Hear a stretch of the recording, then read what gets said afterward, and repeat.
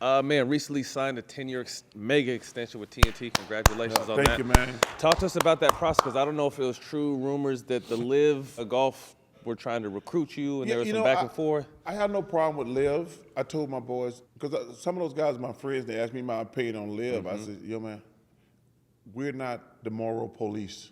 Right. The United States do business with China, the NBA do business with China, Saudi Arabia and everything like that.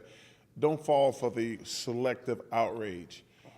And I said, go take that money. You got to take care of your family. I ain't going to say, hey, don't take money from here or here. I said, because if people actually knew where all their money came from, nobody would be working. Right. Facts. Yeah, that's facts. And I said, so TNT called me in, because my magic number was 60, right around there. You know, I've been so lucky and blessed. I played in the NBA for 16 years. Been on television for 22, going on 23. Underpaid though. Yeah, no, but I'm saying if I don't have enough money by now, I'm the biggest fucking, hey, I'm the biggest idiot in the world. If I ain't got enough cash by now, I said, guys, I'm winding down. Because one thing I'm very realistic about, when I'm around old NBA players, I know my shit ain't gonna be working later, but I don't care. I've got the privilege to be Charles Barkley and the greatest life ever. But whatever happens down the line, because of my body being worn down, beat up, it's all good. I got to be at my mama's house, my grandmother's house. I got to send my nieces to college. I've lived a great life. And I know my body, whatever happens down the line happens, it is. So I want to be able to like travel the world, enjoy life for the next few years before it all kicks in. Oh, shit, I could drop dead next week. It is what it is. I ain't upset about that. I've lived 60 years, a great life. So I said, hey, I want to wind down. And they said to me, listen, this is the deal. We need you. And I love TNT. They've been great to me. They says, we're going to have to bid on the NBA again. You know, we're paying like $2.5 billion a year.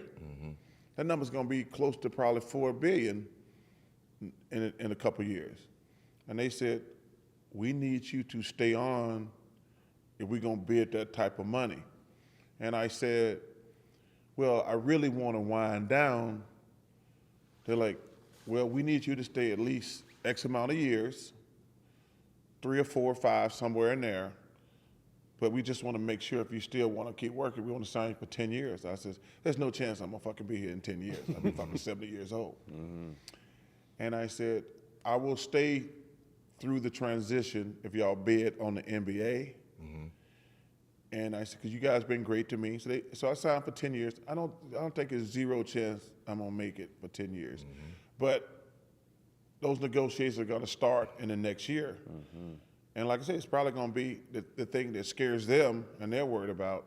You know, you saw with the NFL, Amazon came in. Streaming. Yeah, and bought the NFL.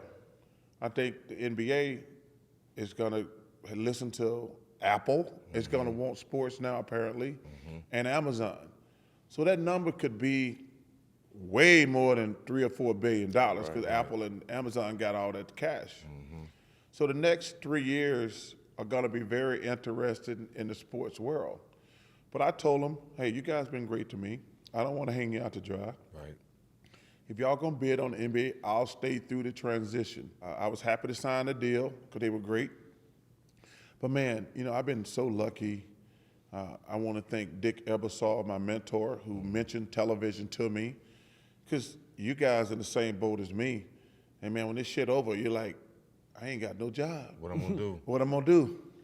And I tell brothers this, especially brothers, yo man, you got to find something to do because you still young, you ain't going to have no income coming in, and you got to find a way to keep making money. That's why I told you at the beginning, I'm proud of y'all for doing y'all thing because, man, I call it the owl syndrome. Because I get guys who call me, they're like, yo man, I need some shoes. I'm like, dude, you would like call get some shoes. You're like, yeah, man, I'm an owl now. You know, people call like who? Stephen who? Matt who?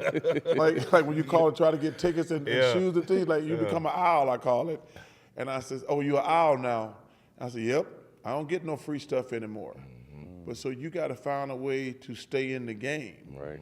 And I was so lucky because of Dick Ebersol to go right into television. But man, that's why you got to start. Number one, you got to save your money.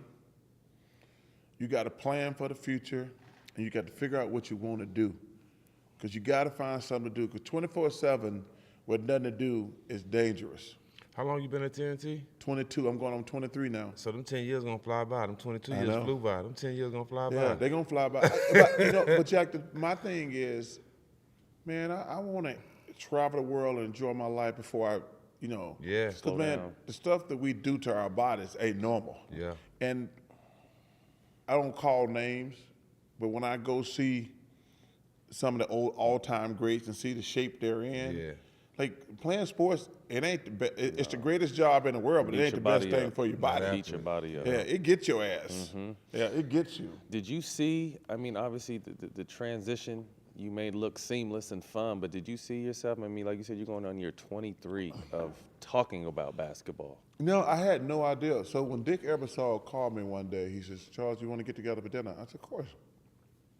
Because you guys, y'all probably remember, the NBA started on NBC. Yeah. I tell people all the time, it's so funny being old. All these motherfuckers think there's always been, everybody had a cell phone. They think there's, I'm so old, there was no ESPN when we started. We flew commercial. My first 3 or 4 years in the NBA, we flew commercial. Wow. I mean, that's how crazy, that's how long ago it was. And Dick Ebersol said to me, what do you think about going on television? I says, I don't know what I'm gonna do. I said, obviously I gotta play a couple more years, but I don't know what, he says, I think you'll be good on TV. He said, I think you'll be great on TV. He said, you're always gonna be in trouble. I'm like, what does that mean? He says, clearly somewhere along the way you made up your mind you were always just gonna be honest and deal with the ramifications. I said, well, that was actually interesting because when I first started becoming a star, I think I was at the end of my second year, my third year in the NBA. Because my first few years in the NBA, nobody talked to me. It was Doc, Moses, Maurice Cheeks, Andrew Toney, Bobby Jones. I was the rookie. Motherfucker didn't even mention me, didn't come to me. So when those guys started getting older, and then at the end of my second year, I started having success. My third year, I think I made the All-Star team, and so they started coming to me, and I really wanted everybody to like me. And then I was like, I was trying to answer every question politically correct and blah, blah, blah. And I pulled Dr. J aside one day. I said, Doc, I'm having a hard time. He says, yeah, this is a very, and him and Moses probably were the two great influences for me, talking about, like, Moses got me in shape. But Doctor, he says, now, this is a very slippery slope, trying to answer every question, like, and not make him or her not making them mad. And he says, it's impossible to do that. He says, so you're gonna have to figure out how you want to handle this. He said, you can try to make everybody happy, or you can be honest, but with honesty come repercussions. And I tried to do it the politically right way in the beginning, and then I was like, I'm still getting shit from other people. And I'm like, I'm gonna be honest. He says, now, they're gonna be coming for you. You better be great at basketball, but you can get away with saying what you want to if you're great at basketball. If you suck at basketball and you're honest, they're gonna come get your ass. And I'm like, okay, I better be great at basketball.